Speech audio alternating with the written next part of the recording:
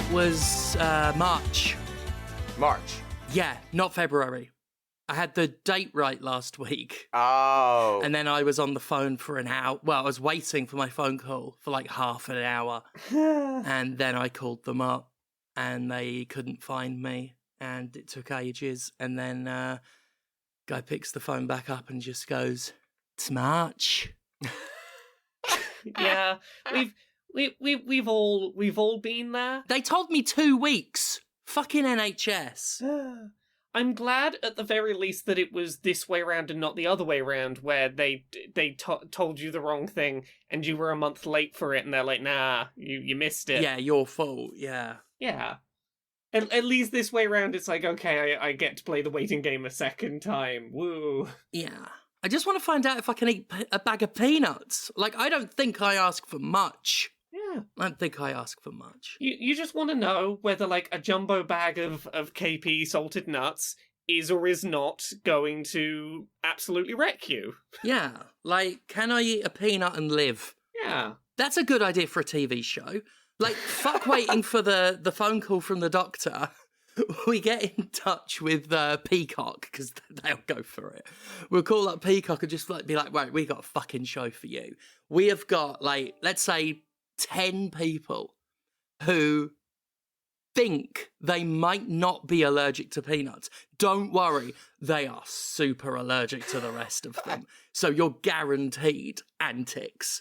And then we just sort of sit there, and it's almost like a Russian roulette as we find out. No, I couldn't make roulette and legume work as a portmanteau. Moving on. I was also, yeah. It's fun playing the "What am I allergic to" game. I was playing that game for a while until I worked out that I was allergic to bananas. Well, that's not great. That took me a while to work out, because, like, I'd been having stuff that had banana in it, but wasn't just banana that was causing me to have weird trouble. Right. But I'm never a person that just sits and eats a banana by itself, so I didn't draw the connection. Fun fact, apparently banana allergies are really common with people with hay fever. Huh.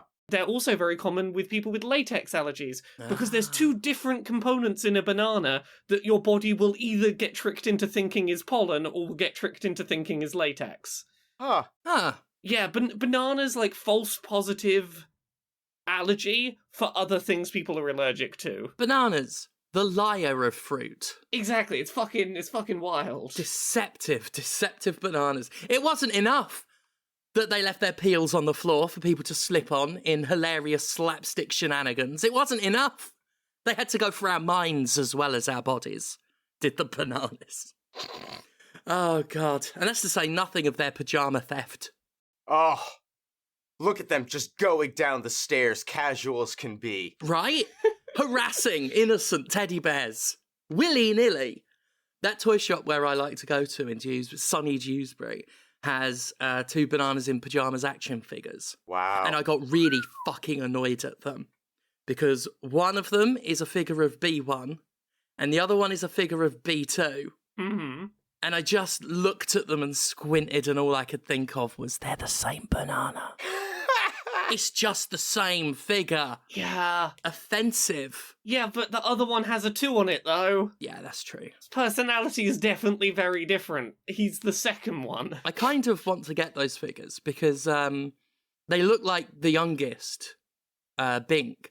And I mean, no offense to, like, the youngest of the kids.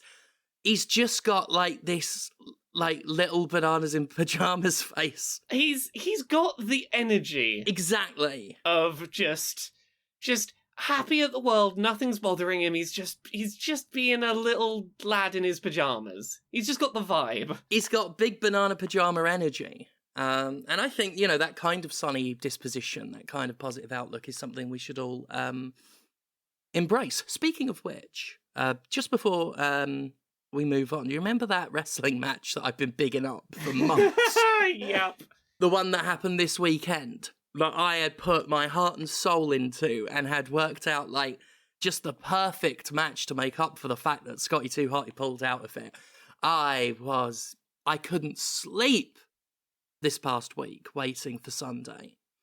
I woke, got up in the morning like it was Christmas Day. So excited. And then got a message from Shreddy, he fractured his fucking shoulder the night before. Oh. But it turns out it was okay because I went out there and cut the promo I was planning to cut about acceptance and you know, wanting to feel seen and heard in wrestling. Real from the heart stuff. The crowd chanted, "You're accepted," which was like just one of the best moments that's ever happened to me in wrestling. Then Shreddy came out and said I was a joke, a freak. He was glad his shoulder was fractured. He never actually wanted to fight me, and that people like me make wrestling a worse place. Well. So that was a shame. Then he had his little fella Sam Bailey attack me from behind with a bum bag in a chain. A chain in a bum bag, and it got me between the shoulder blades and it legitimately fucking hurt. Then Shotty Horror demanded it get turned into a match. The bell rang. I ran across a 20-foot ring because it was not the usual UK size. Immediately after the bell rang, I took his head off with the most gorgeous spinning wheel kick I've ever done. 5 minutes later, he was done. Match over. So that was my weekend. Fucking a gut punch of a weekend. A roller coaster, I would say. Roller Just coaster. So many emotions. Like, it turned out okay. You know, the match got me where I wanted to be. I fucking destroyed a man. And every move I hit, I felt I actually hit picture perfect. You know that elbow drop I do where someone's in the... I climb the corner of the ring and throw myself out backwards to drop onto them. Yeah. He was about 3 or 4 feet out further than I drop. I climb the rope, I look down, he's not there. I look over my shoulder, he's over there. Oh. I thought, fuck it. And according to Echo, I flew. And I actually hit it exactly how I hit it. I don't know how I managed it. Sheer audacity. Sheer, I've got this far in the match. I can't breathe, but fuck it. So, yeah, real pleased with it. I don't have any bookings now till the 18th, and that's kind of good because I need the time off. But I'll be in Blackpool March 18th for the next show. And then I've got a huge thing happening in August that I can't talk about yet, but I told Laura and Connor. It's very exciting, very exciting. It is very exciting. Yeah. So I'm gonna do that bit at the start where I'm gonna promote a thing because this is my last chance to before it's out. Who Hunts the Whale comes out next week, the day that next episode of Podquisition comes out. The book will be out in the wild for everyone. Mm-hmm. It's already a little bit out there. Some reviewers have got copies. I've got one. Ebook copies went out to Unbound backers earlier this week. But signed copies will be being sent out to people in the coming days. But yeah, I'm currently in the nervous waiting period between some people have the book and are reading it, and not many people have finished it to say what they think of it yet. And I'm like, I think we've made a real good book, but yeah, I just gotta wait and know. I just need to know that other people get on board with it. It's got to be a unique kind of fear. It's not one I think I could imagine because I don't think I've ever had the experience of like there's got to be something different about like a novel and waiting for the feedback to that.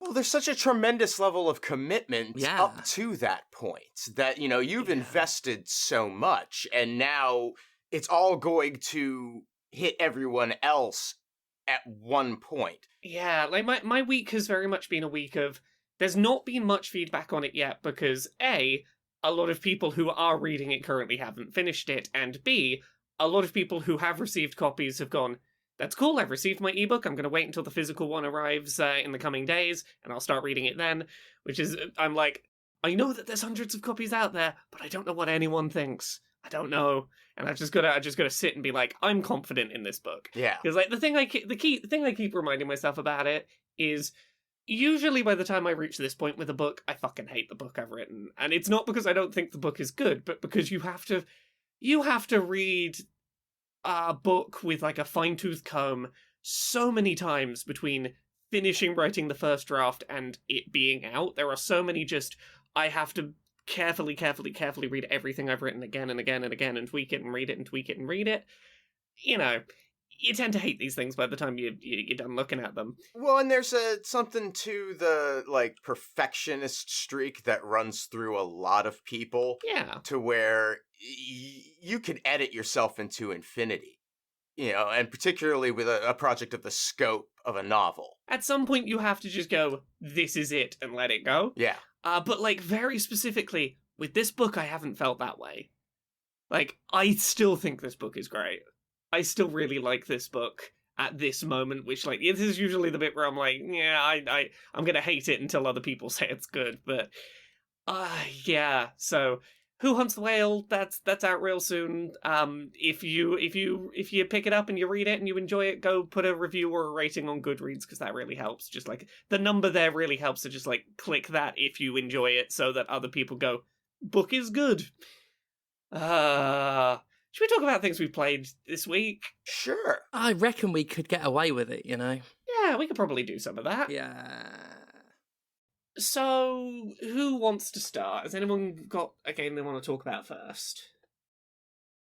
Sorry, I've just been distracted by a Daily Mail headline. Oh no. Now even God could be going gender neutral. Oh, yes, Oh, that God. one. Which the BBC has decided to retweet. Because, of course. Fucking hell. Fuck everything. Conrad, have you played anything this week? Well, I finished Hi-Fi Rush this week. Yeah? Yeah. And having completed it, boy, that game was made for you. Right. Yeah, that game was really, really made for you. Right. You understand why this game is exactly what I wanted out of a game. Yeah, it makes total sense that this resonated with you on just, I mean, an emotional, but I would probably even suggest spiritual level. Like, this is really in line with everything I know about what you like. So I think the level design in it is truly excellent. Yeah. I have done some post-game and going back through, and I'm not I wouldn't say I'm the most meticulous explorer of environments, but I tend to try to be thorough on a first pass through, and I am thoroughly impressed by the number of things that I missed. Yeah. Everything is really well sort of tucked around, and, you know, things that I absolutely could have seen and accessed and just overlooked. So they're very dense with what's in them.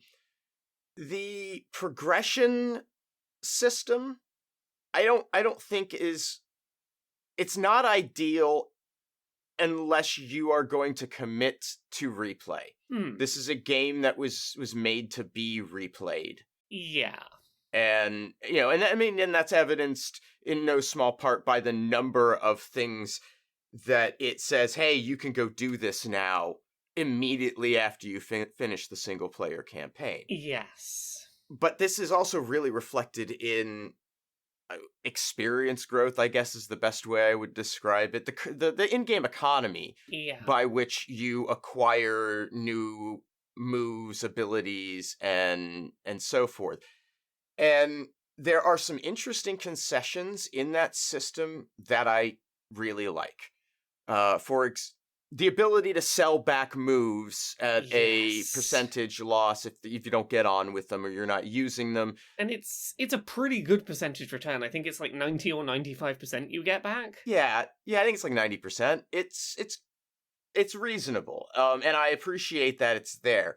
As the sort of person who kind of settles into a set of combos that they like, it wasn't a problem for me to not be able to afford to buy pretty much anything else. Yeah. Because where that buyback scheme doesn't extend is to the items that you purchase for, you know, permanent upgrades to health and energy and so forth, and to the chips. Yes.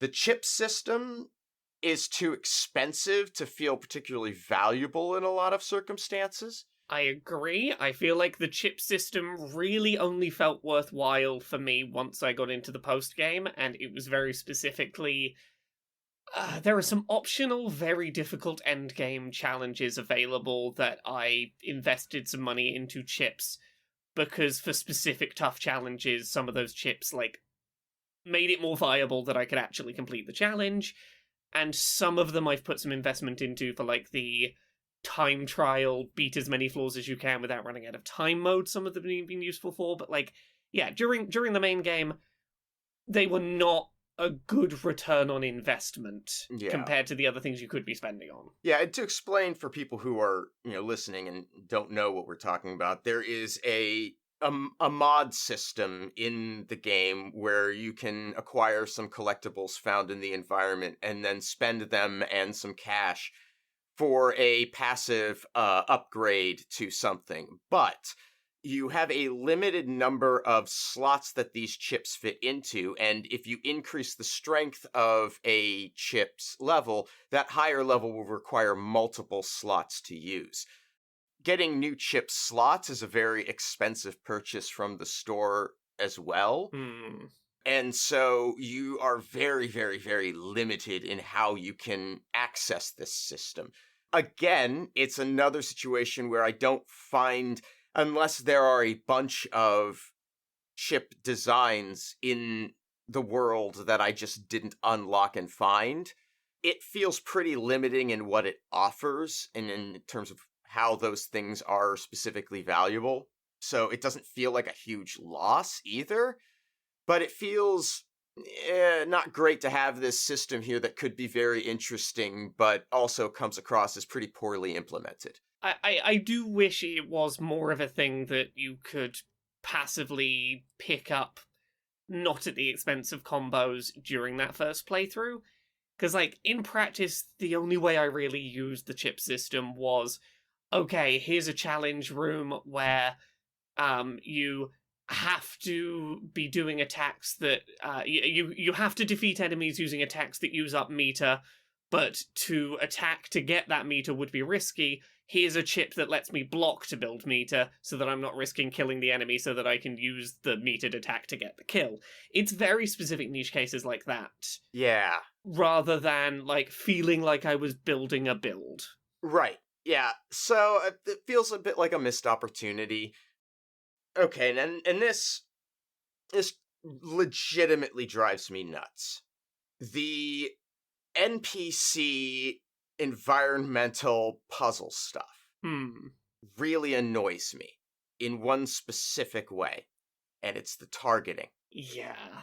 It is incredibly frustrating. The way it works is you pull the right trigger to call the NPC into the environment, and then this holds your position. Does it hold your position? No. But you just have to then center your look on a target area that they're supposed to go toward. And this makes sense for the one character who uses a ranged weapon to shoot at things in the environment, right? It makes sense, and that's the first one you get. But the subsequent two, their abilities are, for the most part, tied to fixed, large environmental passages that you're going to be right next to. Mm-hmm. And so when you pull the trigger and then have to sort of awkwardly aim the reticule to get it centered, and then the camera does a zoom out thing to do the animation for the timing puzzle. Yes. It's very awkward. There are a couple of instances where there is movement pressure on you that you need to execute these things quickly. And fine to do that. Yeah. This isn't a complaint about the implementation as it pertains to that specifically. It's the general way it works. It feels very clunky. It's, I'm prone to failure on it. And it seems like it should just do an auto lock within a relative range, give it some aim assist to click in, and then it's done. It just drives me crazy every single time I have to deal with it. The one of those that, I agree with you on is the punch NPC. Absolutely. Because very specifically the way it plays out that is a little frustrating. Because, I think all of the NPCs work great in combat. Sure. Oh, yeah, and boy, once you figure out how useful they aren't just individually against their specific enemy types, but in concert with you and the other group, it's incredibly fun to bring them in over and over as you are chaining together attacks and moving from enemy to enemy. It's deeply satisfying in combat, but outside of combat. Yeah, because like, as I was saying, the problem with that melee NPC is very specifically like, you hold the button, you aim at the thing, you do the animation, and I keep letting go of it too early because like during that animation as he's winding up to punch, I want to let go on the next beat. Yep. And no, you have to wait until that targeting circle is there and like realistically wait for it to do a full bounce and like press it on the next beat after that. Like it doesn't feel like that necessarily benefits from that, where that is one of those cases where I'm like, hey, if I could just run up to that punchable wall and press the punchable button on the beat once and the wall gets punched, that would have been fine. Well, and the other part of it that's a problem is, or maybe not a problem, but that's sort of bothersome about it is that it is so ultimately simplistic and basic. Yeah. As, you are just going in there and releasing the trigger. And then it feels really it feels so much worse when you have to go through the process a second time of, now I'm going to go and, all right, I got to center my target, the thing's got to come back, I got to wait. I feel like the other pair of NPCs feel more justified, at least, in that setup. A little more justified, yeah. I mean, there's more of a complexity to the puzzle of the third NPC, right? I don't like that either. Necessarily. I like that one, but I get it. It's fine. I'm not angered by it the way that I am the other one. Because there is both nothing to it and it's awkward. But I do really like the game. I'm getting into some of these sort of nitpicky design things, although I don't think the progression system is necessarily a nitpick. I do think that is it is catering to a very specific type of player, and I respect that, but it does not necessarily make for the best experience for probably the majority of players. Yeah. But on the whole, I think the combat is supremely fun. It has a lot of options and possibilities that I've, even only barely scratched the surface of in terms of the combos and the way those can be linked together. I think it is so respectful of the player's ability and still effective at making you feel empowered, even if you may not necessarily be doing the best at keeping on the beat. Yeah. It still feels like it is rewarding on the normal difficulty setting. I haven't bothered stepping up to hard, but I do, I appreciate that. I think that also is a bit of I don't know.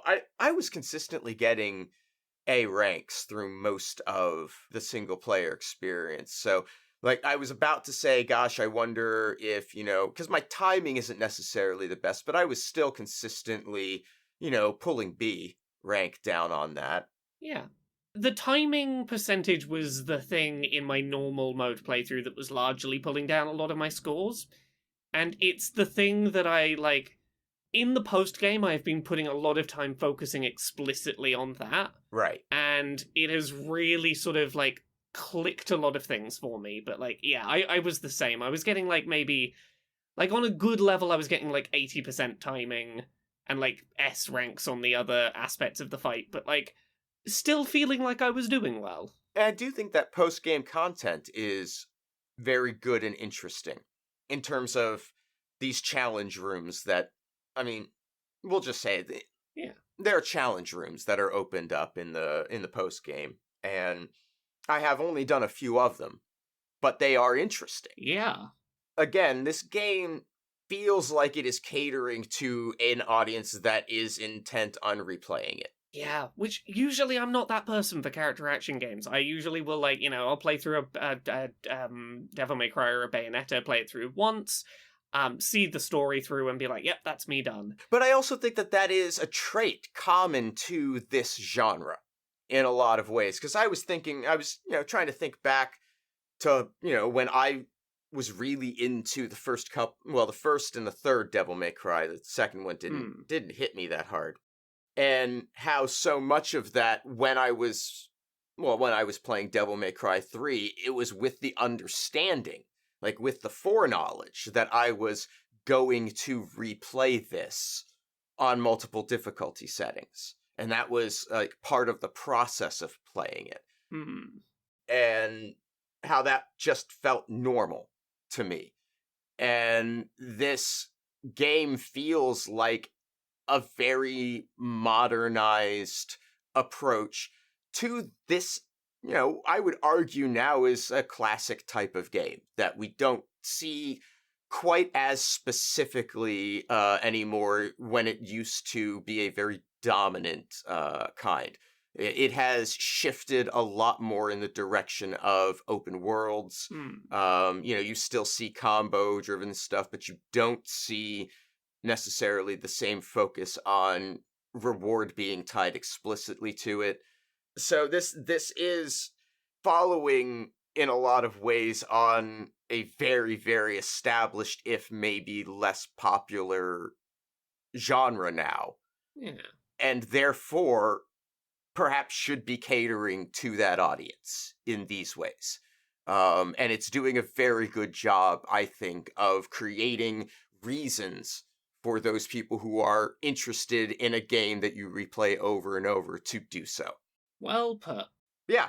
It's a great game. And I had when I started playing it, and I got through the first level, because that in a game like this, at this point in my life, is where I decide whether or not I'm going to bother playing any more of it at all. Yeah. But I was intrigued because of the licensed music. Yeah. And so I went and checked the licensed music list. And when I saw that The Perfect Drug was on there, yes, I had two thoughts. I thought, well, I guess I'll play at least until that comes up. And two, fuck, I know where that's gonna come up. And it was worth it. Like that whole final boss sequence is truly enjoyable. It brings together everything that the game's been doing up to that point in a really satisfying manner. All of the mechanical aspects that you have been taught over the course of things that you maybe haven't used as much in the past, they're still important. It's still all part of that foundation, and it just comes together in a very satisfying final boss sequence that I enjoyed a lot, which is I often get let down by those, last encounters, but this one delivers. Yeah. What about you, Steph? What have you been playing this week? So I've played a game called Hi-Fi Rush. I don't know if you've heard of it, because it came out with a surprise announcement. It's this rhythm game, like a rhythm action game. Yeah. No, I didn't play any more of that because for the reasons I gave last week, I can't. Which, yeah, totally understandable. Although I will say I do think that it gets less visually oppressive the further in you can get, but it's not worth if you can't make it through the first 2 levels, don't bother. It's fine. Yeah. Well, I played something else instead. Yeah. And before I talk about it, I just want to preface it that as an ally to the trans community, I just want to focus on the game as a game, because I grew up with it and I really love the world, and that's why I played Final Fantasy XV this week. Even as a joke, I'm tired. I am leaving it there. I am on a bit of a Final Fantasy kick, because even though I'm just sick of Square Enix's shit, I got hooked on Theatre Rhythm. Yeah. Because I mentioned a couple of weeks back, got a been getting back into some 3DS stuff, got super hooked on Theatre Rhythm. They've got that new one coming out. A demo came out for that, and I've been fucking hooked on that. Like, it's got only a couple songs. Well, it's got 30 songs, to be fair, and I've just played them to death. And I wanted to refamiliarize myself with Final Fantasy XV because I can't remember any of the music, and it will just be more fun if I remember the actual music. Plus, it's a really good game. And Final Fantasy XII, which I tried to play once and only got 5 minutes in, because back in the day, we had Final Fantasy X, then 11 was that MMO, and I've never had any interest in MMOs, plus I was super poor at the time. I was not paying a subscription. Yeah. And that was just enough of a break in the series that I just stopped following it. So then 12 came out, and I just skipped it until, years later 13 came out, and I covered that over the course of my job as a reviewer, and my review went down really well with the community. They thought it was a literary tour de force. So that's my history with the more latter-day games. So I've never really played 12. And in fairness, everything I saw and heard did little to make it appeal. And playing it through, I'm about 5-6 hours in, I want to say. It's fucking weird. Mechanically, it's so strange. Because this was really the following from 11 and the MMO trappings. This was the first solo mainline Final Fantasy to, I guess, begin that move away properly from turn-based battling and try and do something, in this case, more MMO-oriented, following on from 11, I would imagine. So the battle system is a real departure with auto-attacking and an unbelievably convoluted way to get your allies in the party to do their attacks. Because these days, we're used to a party-based game, like an MMO or what have you, giving you some manual control if you want, but in general, using some very basic settings to determine what tactics your party's going to use. You play a BioWare game, you've got your party members, and you can do, focus on healing first, or be really aggressive or defensive, stuff like that. The Gambit system in Final Fantasy XII, holy shit, where you select different targets, like ally, health below 50%, and then you select an action like use cure or use a potion.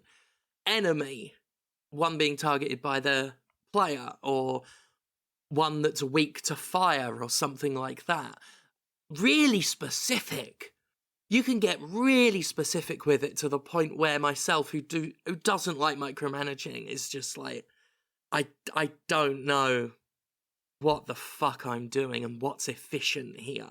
Especially because, if you put on the Gambit and they can't do the actions you've given them, they're not going to, automatically attack unless that's one of their Gambits.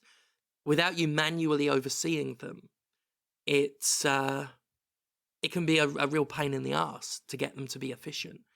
On top of that, just the bizarre way it handles every otherwise familiar mechanic. You can't equip weapons or accessories without having the appropriate license for them.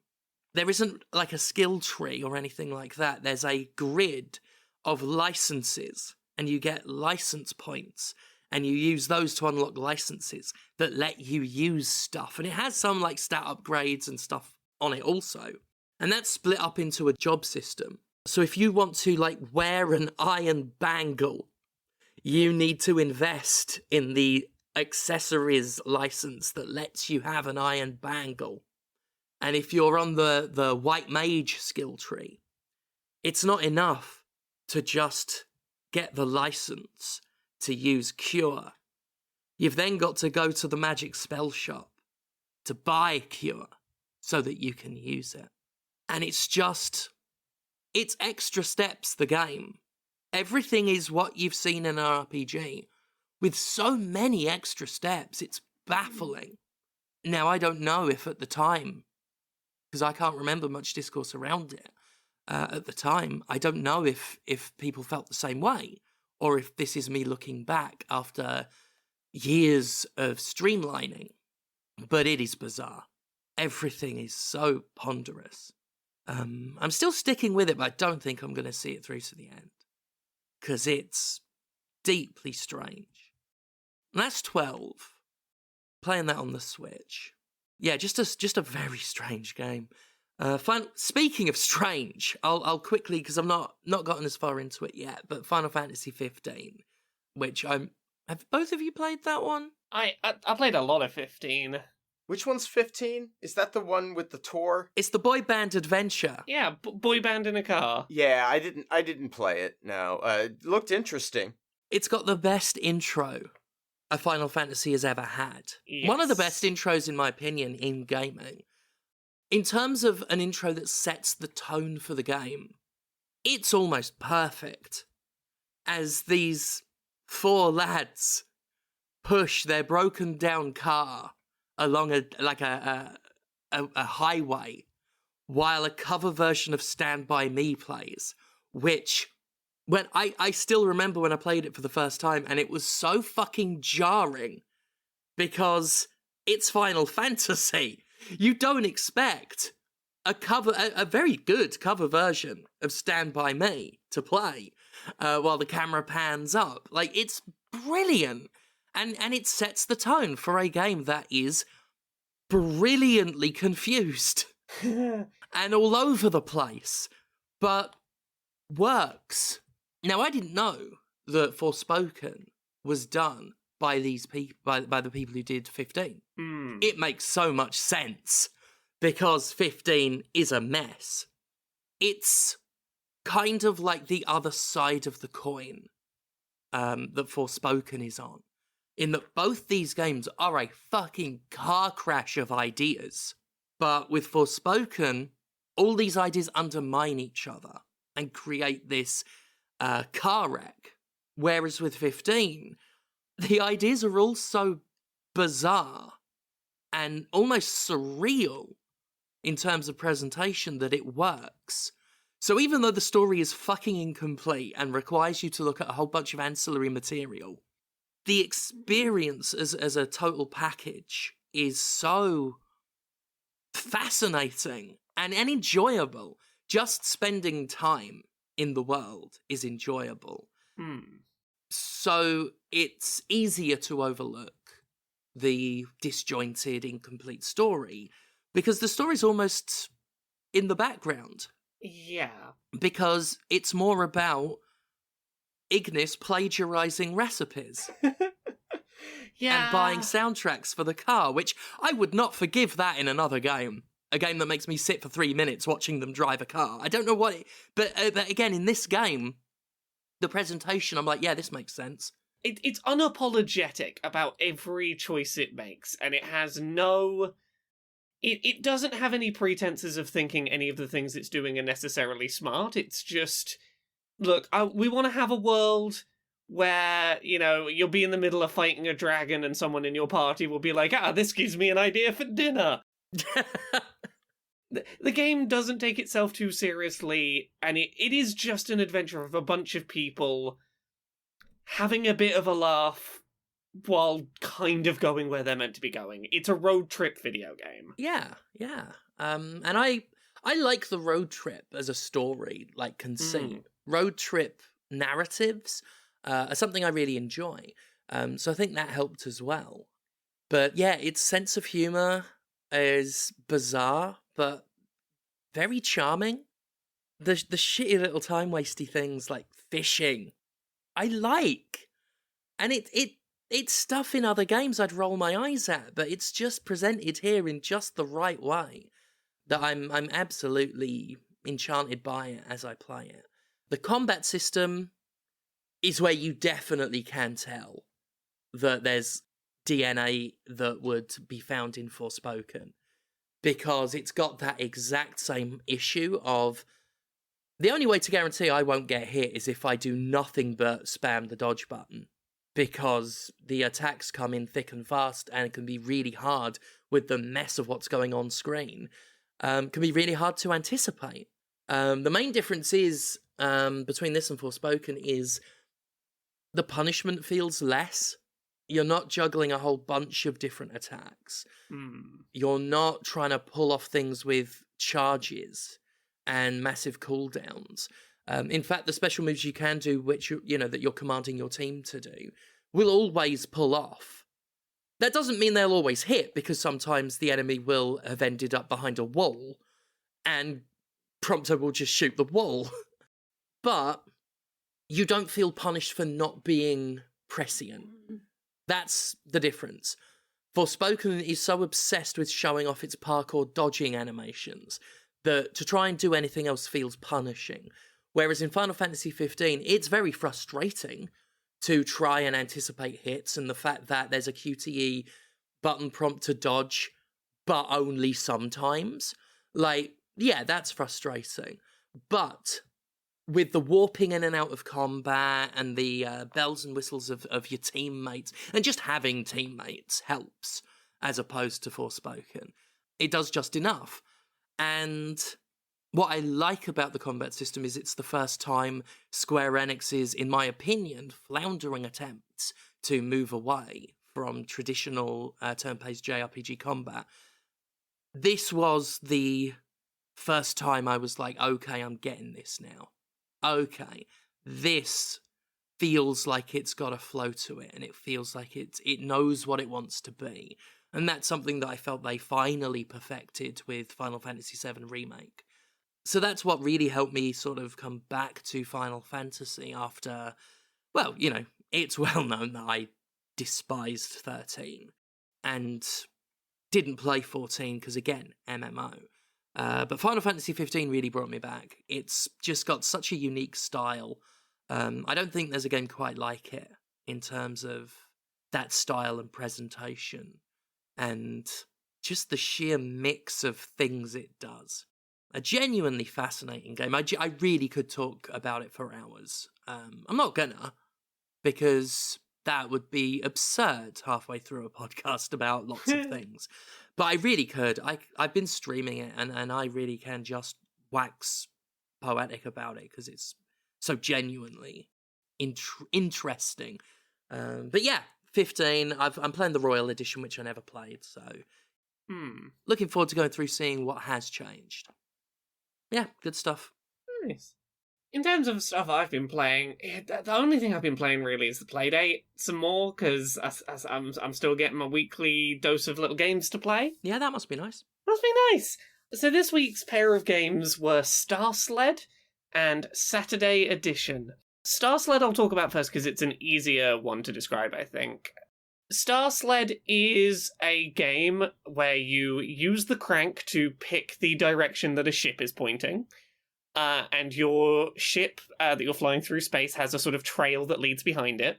And what you're trying to do is circle these little stars with the trail behind your ship, make a closed loop around them.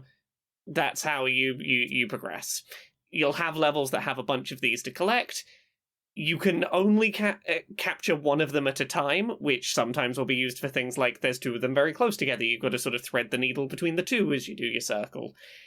And as the game progresses, it adds in obstacles that force you to get good at doing tight turning circles with a good degree of accuracy.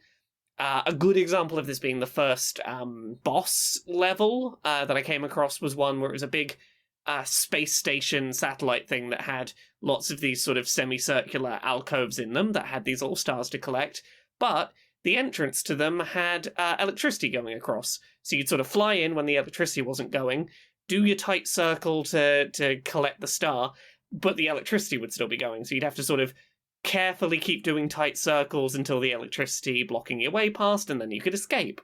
It's got lots of neat little ideas like this that are basically forcing you to get good at controlling this ship in narrow situations. You start getting introduced to enemies that are chasing you, that you're having to factor into how you play. It's a neat little game. I feel like in the season of games that you get with the Playdate, I feel like its placement wasn't great, and not because the game isn't good, but because it's very strange that they released it as part of its batch of 2 games exactly a week after another game about using the crank to control a top-down view of a ship, the one that I talked about the other week that was basically asteroids, but you have to dash into the asteroids rather than shoot them. And like neither of those is bad games. I enjoy them both very much, and the mechanic works very well. But it feels like they could have been better spread apart in this collection. The other one, Saturday Edition, I don't know how to talk about right now, so I'm gonna do my best. I've got a lot of narrative preamble I have to talk about before I can get into what the game actually is. It is set in a world in which there is an alien species that wanted to make contact with humanity, but they are incredibly fragile, like physically fragile aliens. So to be safe, they abduct this one human man to go like, let's see how diplomatic relations go just communicating with one human. And this human gets on very well with them, and in fact, by the end of it, is like, no, I'll just hang out here on your planet. Does so very, very nicely until a regime change on the planet where suddenly he is not so welcome and is sent home, back to Earth.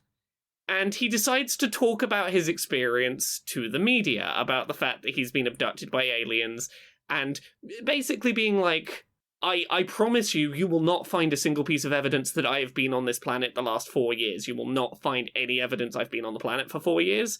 The whole game takes place during, like, the 5 or so days leading up to some big video interview that some news channel is running with, interviewing him about his experience.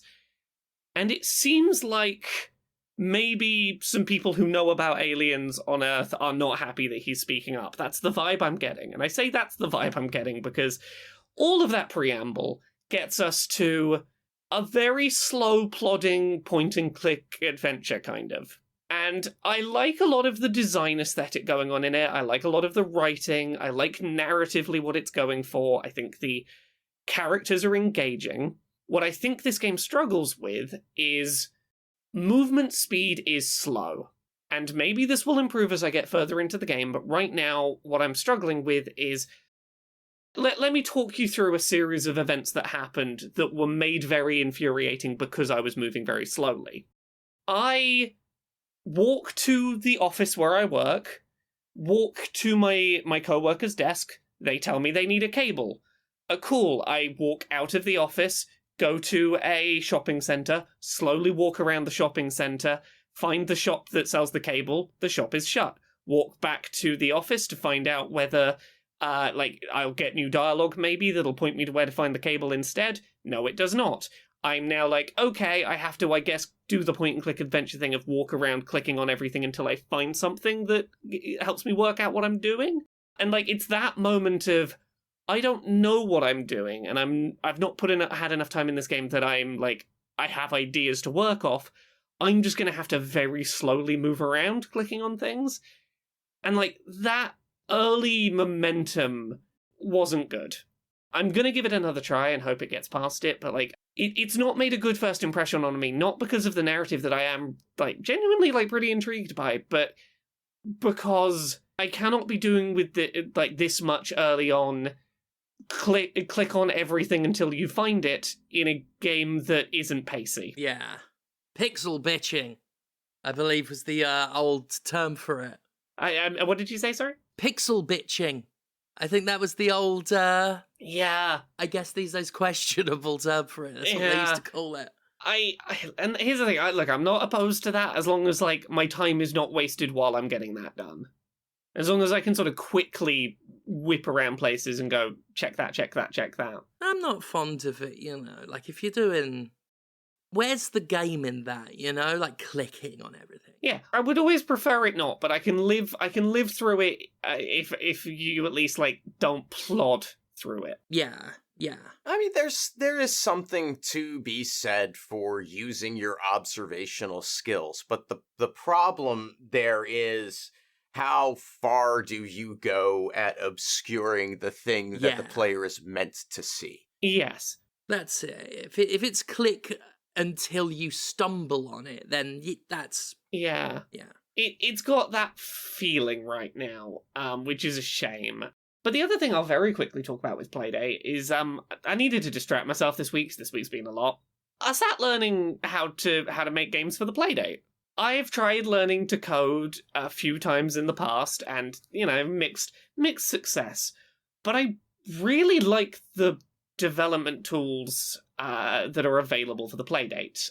There is a program that is usable in browser that will let you visually edit certain elements alongside doing code, alongside, booting up the game in a little virtualized Playdate and testing how it's going to work and whether it works the way you want it to. And I have been following some tutorials and messing around and kind of getting somewhere. It uses a coding language called PulpScript, which is pretty basic, if this, then this. On this happening, do this kind of commands. I appreciate that this browser-based editor does a lot of, offering you autocomplete, so if you start typing a thing, it'll be are you trying to type this command that is a thing that is recognized in the way the code works? It is surprisingly good at, pointing out where errors are and what the error is, which is really good for me as someone, trying to learn how to do this. But I made a little demo of a top-down little adventure game. You could pick up keys, and there was a little key counter that would count your keys, and you could use them to unlock doors. And there were sort of spikes that would go up and down out the ground that could damage you. And I was I made a health counter with hearts that would go down to half hearts and then, disappear. And then I worked out how to... This is the bit I was proud of. I worked out how to make the crank on the Playdate refill your health. So I made a little 3-level demo that introduce it. The first room is there are things that can damage you in here, but you're probably going to be able to avoid them completely just by playing well. The second room, it is designed in such a way that you are probably going to take damage a couple of times and be forced to use that mechanic to heal yourself a bit. The third room, you cannot get through that room without injuring yourself. You are going to have to move, crank, be cranking while you're moving to put your health back up as it's going down. Mm-hmm. And I was look at me, I made a little thing that taught a gameplay mechanic and then put it on my little yellow thing, and now I can play it with the crank. I was very proud of myself this week. That's very cool. That sounds neat. It's nothing particularly impressive, but I got it running, and I worked out how to, debug the errors I was getting without having to go ask for help on debugging it, so that's my thing I'm proud of this week, that was a little distraction for me. Oh, you should be. Don't diminish yourself. You're the best Playdate programmer I know. I'm working out how to do things with it. I realized that the game was running a little slowly because I had a bunch of spikes going up and down that every time they went up and down, every spike in the room was trying to play the spike goes up or spike goes down sound effect, so I worked out how to make it do it just once, so it wasn't doing so many things at once. I'm working out the logic of this. Nice. Yeah. Conrad, have you played anything else this week? Just a little bit of Satisfactory, and I don't really have much anything to say about that. Yeah, that was mostly Hi-Fi Rush. Yeah. Well, I mean, there's some other stuff, but I got to talk about that next week. Well, that's fair. What about you, Steph? You played anything else you want to talk about this week? Yeah, just briefly touch on it. Do you remember Tomodachi Life? Sure. Yeah. Yeah, I've been playing some of that on the old 3DS there. Needless to say, been enjoying it. Just an apartment building with me in it, and Jonathan and Christina Aguilera in it. Oh, well, obviously. The ultimate trio. Jonathan is in a little schoolboy outfit. As he would. Yeah, we're already dating. Yep. I spent about 20 minutes this morning rewriting some lyrics for a song that I gave him about being a little butter boy. And, yeah. Oh, dear. It's just a delightfully weird, silly game, really. Just incredibly silly. It's barely a video game, and I wouldn't have it any other way. Yeah, pretty much. I've seen people crossing their fingers. By the time this goes up, there will have been a Nintendo Direct. I've seen people crossing their fingers for, Switch re-release of this game, and I totally would support that, because I think it's fab. Yeah, it would track, because, they put Miitopia up. Yeah, and of the two, I honestly prefer this to Miitopia. Less gameplay, more focus on silly, weird house share. Yeah, it's just a very, like you say, barely a game, but it's not like you're not doing stuff. Yeah. You know, you're constantly feeding them and getting them little clothes, and it's so strange. I love it, and I love the text-to-speech. Like, it really is good. Yeah. You can make Jonathan say anything you want. His catchphrase is "bone me, Steph." It's great. So yeah, I have got a bunch of 3DS games and DS games, but I've not really gone through them yet. Started a little bit of Animal Crossing New Leaf. Animal Crossing, innit? What more can you say? Yeah. So yeah, that's been sort of my focus, really, has just been looking at getting back into 3DS stuff. I also thought, in good faith, I'll see what it's like to try and get something on the eShop now. as it heads towards its final cutoff late March. My God, the hoops now. Yeah. Made extra hard by the fact that the 3DS I currently reacquired is UK based, and my Nintendo stuff is all US based. And of course, you know, Nintendo's always been a bugger for region locking. Yeah. So I've got to have a separate account for it. And even then, like, you've got to make your Nintendo ID account. But a Nintendo account is different than a Nintendo Network account. So you've got to link those and then put funds on the site and then merge those funds with the 3DS because they switched off credit card payments and then afterwards switched off the ability to like get a card, like a gift card, like payment card. And you can't use codes anymore, so it's all just that weird roundabout way of linking it. Like I'll say a thing that, you know, no, it's not breaking any new ground saying this. People are most likely to turn to piracy when legitimate purchases are made inconvenient. Yep. Yeah.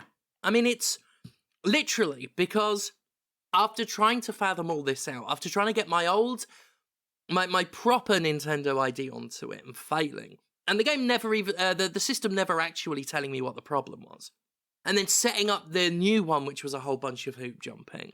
And then working out how to put money on it. And then making a Nintendo account to link to the ID account. To merge the 3DS to it. The one game I was interested in looking at, Automaton Lung, it's not even available anymore. So... Wow. Nintendo, just a constant case for piracy. It's not only, as I've said for years, morally correct to pirate Nintendo's content, it's practically right. Yeah. Because it's, practically and logistically correct. They're leaving us with no choice now. So, yeah. You know, it is a shame that the 3DS is closing very soon. And it's just kind of sad now, you know? Like, so much stuff that was relying on things like Street Pass and Spot Pass and stuff like that. Like, Tomodachi Life, like, there's functions that on this replay I'm never going to be able to enjoy, I don't think. Yeah. That I could back in the day. I do know, before the last True Grit show I did in Leeds, I got an email from someone asking if I could bring a 3DS to Street Pass. And I forgot to get back to them, but I have messaged them, and I'm like, if you're at the next Leeds show on March 25th, bring it along. And if any of you are coming to any wrestling show, I will endeavour to bring my 3DS. I'll bring mine next time I come. Yeah, and we can all Street Pass and relive the good old days, ? And that'd be good. Oh, by the way, people also reached out to ask about sending me Aliens Infestation. I've had a couple people reach out about, like, a mailing address, and we do have those. They're on the Jimquisition.com, and I'll just give them out now, because if you want to send me copies of Aliens Infestation, I will take that shit quite happily. Because I've got a US and a UK mailing address. The UK mailing address will get to me quicker, and that is P.O. Box 924 Halifax, West Yorkshire, HX19XA. And the US address is P.O. Box 63995, Philadelphia, PA 19147. And I've had people ask about, like, Aliens Infestation and DS stuff, and also 1998 Godzilla stuff. Feel free. And for a written version of that, it's on the website. So, yeah. I'm looking forward to playing Aliens Infestation if I get a copy. Nice. Tomodachi Life. You can marry Jonathan Holmes. 10 out of 10. I mean, what better review could you have for a game? Right? So, let's crack through a few bits of gaming news, because there's a few of them. We're going to get them out the way. Once again, they're mostly Microsoft and Activision Blizzard, because of course they fucking are. That's just life now for a while. So, about a week ago, we got the first rumblings that it seemed like the UK was probably going to be opposing Microsoft's acquisition of Activision Blizzard.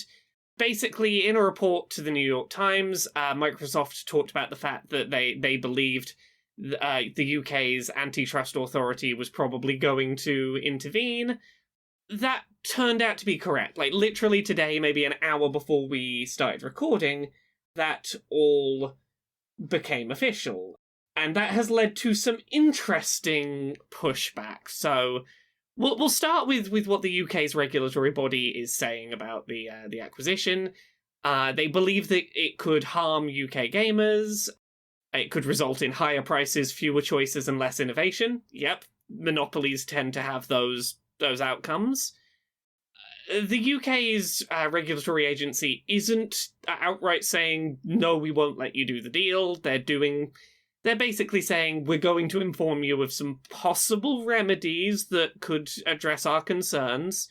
You'll have until the end of April to address the concerns we have and do some of the things we're asking of you.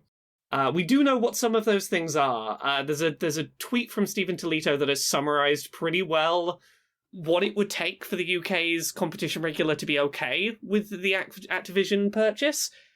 I'm going to read you these three things because there is no fucking way in the world that Microsoft or ABK are going to say yes to any of these. Yeah. They would be okay with the deal if ABK divests itself of Call of Duty, ABK divests itself of Activision, or ABK divests itself of Activision and Blizzard. Interesting. What would they be buying? They'd be buying King?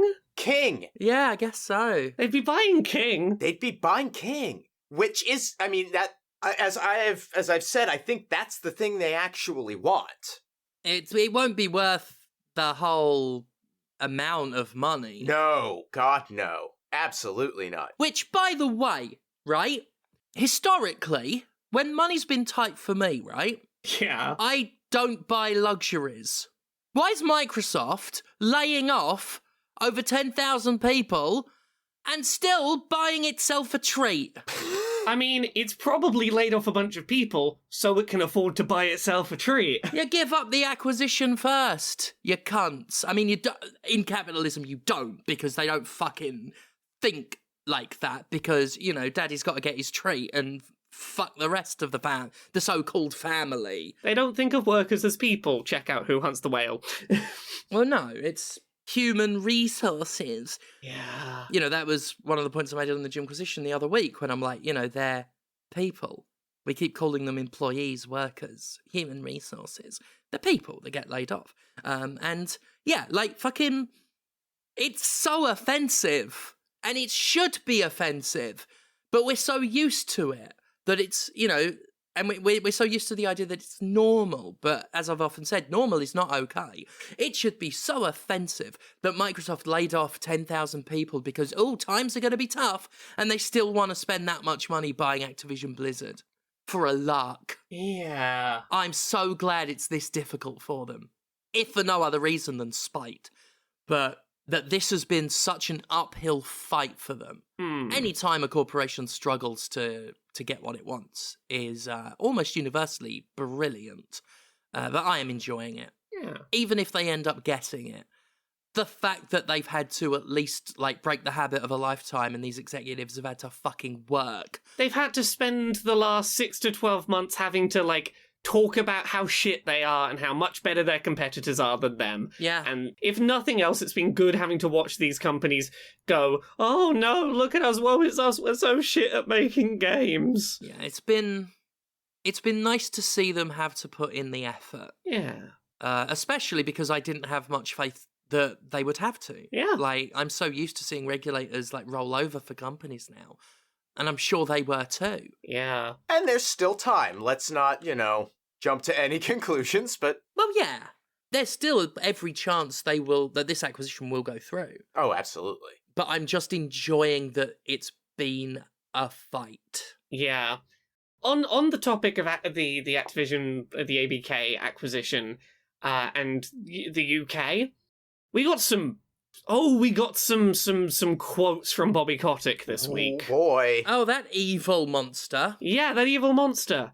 So, this story came out before it was official that the UK was going to be, opposing the acquisition. Bobby Kotick was being interviewed on CNBC and was asked, how would you react if the UK joined other regulators in opposing the deal? And, oh my goodness, he goes off on one a bit. The clip is very strange to watch. Let me just read to you. You think about post-Brexit UK.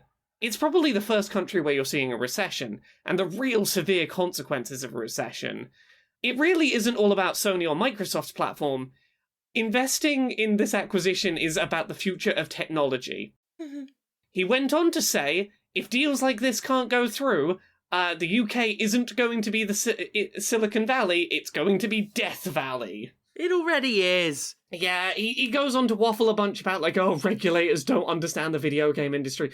Nor do most video game executives. Yeah, he waffles on and on, but he's basically trying to argue, if the UK opposes this acquisition, then maybe we were planning to invest in tech or something in the UK and might not do so now, and maybe that'll destroy the UK economy. So, like, that'd be their loss if they blocked us merging. Yeah, like, for someone who's talking about not understanding shit they're talking about, it's not our loss because there's nothing left to lose. Like, the UK is in an economic fucking disaster. Yeah. It's the pits. And I guarantee you that Activision Blizzard being bought by Microsoft will not suddenly make energy prices affordable for most of the country. Yeah, but what if it does, though? Kotick suggests it might. What if it does? You'll be Death Valley if you don't. I guarantee you it's not going to stop shops limiting you to buying 2 packets of eggs per customer because there aren't enough fucking eggs anymore. I guarantee you that it's not going to stop old people dying in the fucking winter. And the thing is as disingenuous as these executives are, I almost wouldn't be surprised if he believed it on some level, if he believed in this messianic bullshit he was presenting. I mean, look, if you tell yourself a lie enough times, it becomes, it becomes easier and easier to say it as if it were true. I feel like, just as I think about it now, one of the most dangerous aspects of corporate culture are the fact that these executives truly do believe that they're the saviours. Yeah. That they truly do believe that everything's got to be the way it is. They are successful because they were rich and smart and knew the right thing to do. Not because their economic advantages put them in a position to fail upwards through most of their careers. Well, thank God we've got fucking Elon Musk puncturing that delusion every single day. The idea that, being exploitative and backstabby enough to climb the corporate ladder is the same as being intelligent. Like, we've really got to divorce ourselves from that idea. Mm-hmm. But yeah, I truly do believe that we've reached such a point now that that men like Kotick, they've got messianic delusions. They really do think that they're the ones who will save it. Save everything. Save us from the problems that they caused and continue to cause. Like, I'm not going to believe that a fucking billionaire is going to help people struggling with energy costs because it's billionaires that made the costs rise, that chose to do it. Yeah. Kotick is just a disgusting man. Yeah. And last thing we got this week. Hey, you know how we've been sharing a bunch of stories about multiplayer online games getting cancelled within like a year of being out? Yeah. You sort of live service cancellations? Well, we got another story about a game cancellation, but this time, before it even got announced, apparently EA was working on a single-player Titanfall game, and they've now scrapped it in amongst scrapping a bunch of other stuff recently, in with Apex Legends Mobile and Battlefield Mobile. That sucks. Yeah, it sucks. Titanfall 2, that campaign, so good. We've talked about it before, all of us. It's so good. It's fucking incredible. Yep. What we know about it, it was, apparently, it was, according to Jason Schreier, it was a brand new Respawn single-player adventure. It was a first-person shooter with a focus on mobility and style. Sounds like Titanfall. It was being helmed by, I believe, the creative director of Titanfall 2. And he was working on it up until 2021 when he left the studio, and now the whole thing's just been cancelled. Another story of people being impacted by cancellations. Around 50 people at Respawn reportedly will be affected by the project's cancellation. Some of those staff will be reshuffled within the company. Some of them will be laid off. Wow. Yeah. That's a shame. It is. Yeah. Just give us single-player video games. It's not that much to ask. Be real nice. It would be. Be real nice. Wouldn't it? Wouldn't it be real nice? Just, like, people that make and sell games. It'd be good if they made and sold games. That's what I think. Yeah. That's a pretty revolutionary statement there. I know. I'm a real market disruptor. Fuck's sake. Speaking of disrupting the market. Yeah? Laura. That's me, yeah? You produce content that will shake the world. I mean, that's the hope. Right? Yeah. And I want to know about it. Well, I mean, look, you can find me on all the things at Laura K. Buzz. Like, that, you know about that at this point. I've prattled on about that on and on and on. Go check out Who Hunts the Whale, if you haven't already. It is releasing on February 16th. That is a week away on the day this episode goes up. It is a book about the terrors of capitalism and its impact on the people trying to genuinely make art in the video game space. That, in the time since I started writing it with my lovely wife Jane, has only become more and more and more accurate. Yeah. I will say this. It is very hard to write exaggerated parody, satire, pastiche in this space, because no matter how much of an exaggeration you create of evil capitalist bullshit, reality will find a way to catch up with you, and faster than you would expect. Oh, God. Yes. Oh, well, Steph and I used to do a podcast that ran into that same problem. The world just, it's gotten so ridiculous so much faster than you can be ridiculous. Yeah, and I am very proud of how well I think we walked the line of getting that final draft off to the printers at such a time that by the time it comes out, it will still be riding that line of, not everything in here has happened yet, but people will read this book, and I guarantee in the 6 months that follow release, a bunch of things from this book are going to start cropping up, because you just have to stop for a few seconds and look at the fucking trajectory this industry's on. So, yeah, Who Hunts the Whale? Go check it out. I am incredibly fucking proud of that book, and if you enjoy it, go give it a rating on Goodreads. That really helps. What about you, Conrad? Where are you on the internet? I am at Conrad Zimmerman on Twitter and Instagram. You could buy anti-capitalist propaganda that I make at pinfultruth.com. You can also hear me on Let's Talk About Snacks, available wherever podcasts are. And also check out Red Planet, which is a very uplifting, positive show about how we can build solidarity for the coming new world as capitalism just will continue to crumble around us. You can find that also where podcasts are. It's also on Twitch and YouTube. Go to redplanetshow.com. Other than that, you can hang out with me live on Twitch, twitch.tv/thatConrad Zimmerman, and everything I do online gets supported through Patreon at patreon.com/fistshark. And you know who else has a Patreon? Who? James Stephanie Sterling. That was going to be my second guess. Hiya! Yes, it is at patreon.com/Jimquisition. I also stream typically Mondays and Wednesdays and sometimes weekends at Twitch TV/Jim Sterling. My current wrestling dates, by the way, thank you everyone who came on Sunday to the SovPro show. It was one of my finest performances, so I'm really glad people got to see it. I can't wait to show the wheel kick that I did. It was like a bullet from a fucking gun. But yes, thank you to people who came for that. My current wrestling dates are, I'm on a little bit of a break. I'll be back in Blackpool March 18th for PCW's Road to Glory tournament. Then it will be in Leeds, True Grit Wrestling, March 25th. That is a huge match. Commander Sterling versus Priscilla, Queen of the Ring. The Queens collide. It's going to be great. I think those are the only... I'm booked till August, but so many of them aren't official yet. I should be at Warpath, SovPro's April show as well.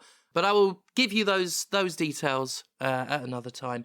Thank you all so much for listening and for supporting the show and all of that business.